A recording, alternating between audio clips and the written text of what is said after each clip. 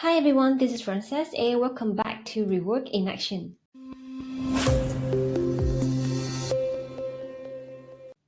If you're running a business in the corporate training industry or managing a small finance team, this video is for you. I have multiple clients in the corporate training industry who have a small finance team but face big problems. Let's say delays in confirmations and documentations, manual hands-off and approvers, and even slow payment follow-up. Without a standardized workflows, you will be spending more time managing the chaos rather than something that really drives results.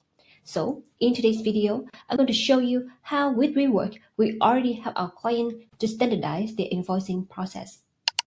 So, without further ado, let's explore together how we can standardize the invoicing process in Rework. From here, we will start with a very typical invoicing process used by many of my clients in the corporate training industry. The idea is that once we can understand the current operations, we can easily translate this workflow into a ready-to-use digitalized version in one of our applications called Workflows. So now we are in the Workflows application where we have a sample process for invoicing. If you can remember, we have a 5 step on the slides before, and they have already been translated into each of the stage under the invoicing process, from confirm training to issue invoice, approve invoice, submit claim, await payment, and then done. So how can your team operate on this workflow? As soon as the training is delivered, the person from the training team will need to access this workflow and hands out all of the necessary documentations by simply fill in this form. For example, the project is for Nestle company and the training service is about chain management.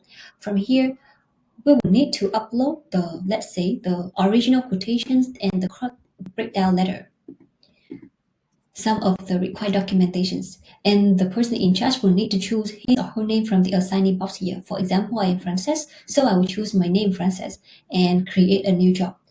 Please be noted that this form is fully customizable based on what kind of information that you want to capture. Okay, so upon creation, you can see under confirm training done stage here, we have another request for invoice regarding client Nestle for the chain management service. From here, Francis just simply need to move this job forward to issue invoice stage.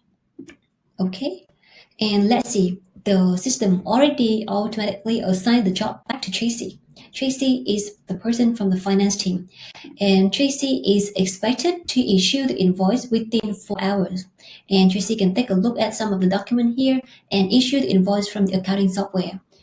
After that, Tracy will move next, upload the invoice, and provide some of the additional information, for example, the invoice number, the invoice date, the due date, and also the total amount, and then move it to the next stage, approve invoice. From here, approve invoice, the system will notify OZ, the CFO, and OZ will need 4 hours as well to, let's say, review the invoice and some additional information. And if OZ find anything need to be adjusted, OZ can just simply that Tracy or the person involved from here and then discuss back and forth so that we can get the final invoice.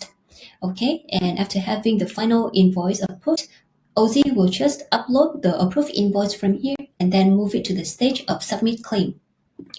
Okay, so let's see.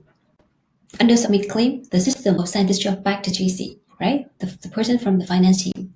What JC need to do is to collect this approved invoice by OZ and send this to the client via email. JC just go send the email and then mark this as done when she already finished. And after that, JC will move it to the last stage here of await payment and then move it to the next stage. Okay, from here under await payment, the system assigned this job to accountant called Natalie. What Natalie need to do is to follow up with the payment, and from here she will need to update the payment status and generate the payment reports.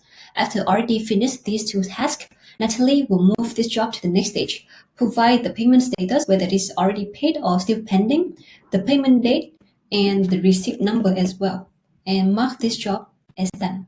I've walked you through a full cycle of handling one invoice request from beginning until it became a collected payment. And if you can already notice, right, all of the documents, the notes, and even the discussion revolving a very specific project will stay all centralized in just one single interface. So you will no longer need to gather information across messaging apps or emails. Another beauty of the platform, I can say, that is given this board view, right? You can see how many invoices that your team are now handling and the status of each invoice, which one is under approval, which one is already overdue or still in a good track. Another thing is that you can easily clarify roles and the person in charge so that if there is anything go wrong with each of the invoice, you can easily get back to them and just to make sure that they get things done. So, if you're managing a business in the corporate training industry or HR consulting firm, this application gives you full visibilities, clarify roles, improve tracking, and let's say simplify searching for any invoice. Start treating your invoice handling like a process, not a guessing game. Subscribe and follow us for more ideas on how to rework. Thank you so much for watching.